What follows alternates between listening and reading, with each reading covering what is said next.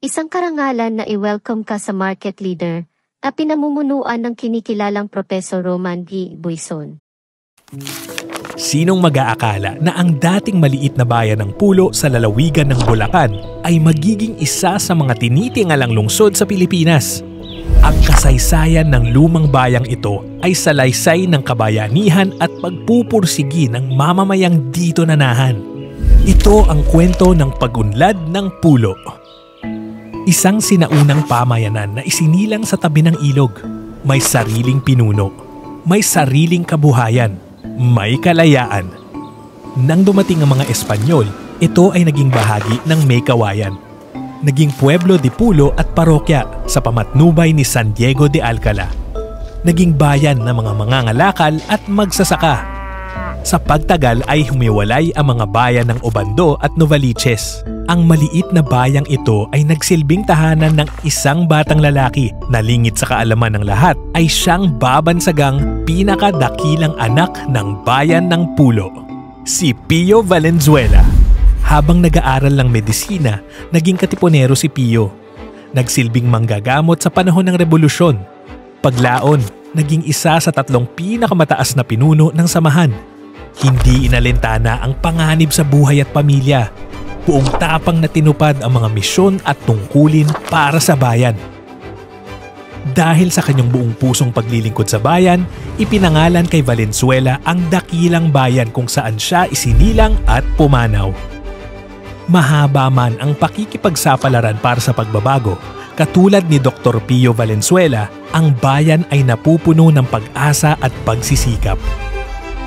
Sa pagdagsa ng mga negosyante, nakaranas ng kakaibang kaginhawaan ang mga taga rito.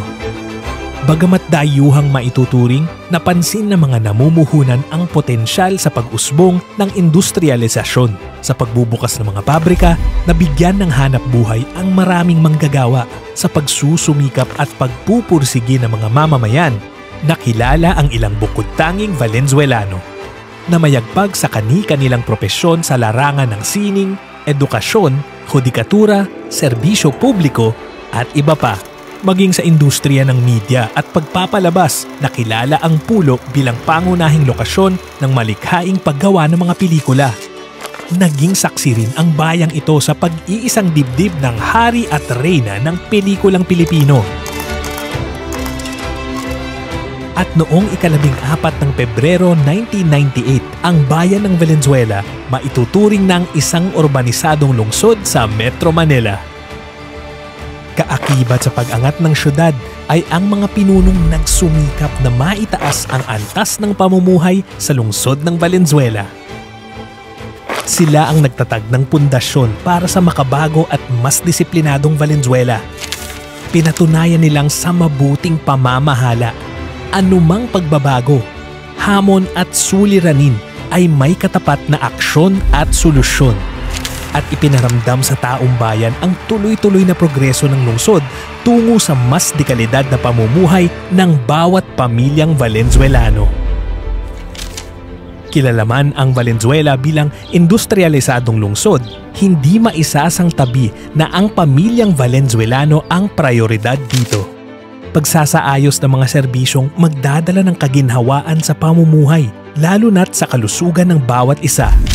Magbibigay karangalan sa kalidad ng edukasyon at magiging katuwang ng mga magulang sa bawat mag-aaral. Itataas ang antas ng pamumuhay tungo sa mas disiplinadong pamayanan. Garantisadong mapapanatili ang kaayusan at seguridad sa mabilis na pagresponde sa anumang sakuna na paparating. Mas pinadali at pinaiinam ang serbisyo sa pagpoproseso.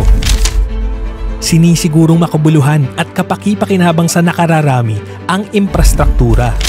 Pinapangalagaan at ipinagmamalaki ang ekoturismo ng Valenzuela. Nililinang ang bagong henerasyon sa larangan ng pampalakasan. Iniingatan, pinayayabong at ipinagbubunyi ang sining at kultura. At nagbabalik tanaw sa kasaysayang humubog sa ating lungsod. Kaya hindi nakapagtataka na marami ang humahanga sa modernisasyon ng lungsod. Ngayong ika-4 na raang selebrasyon, gunitain natin ang tuloy-tuloy na progreso.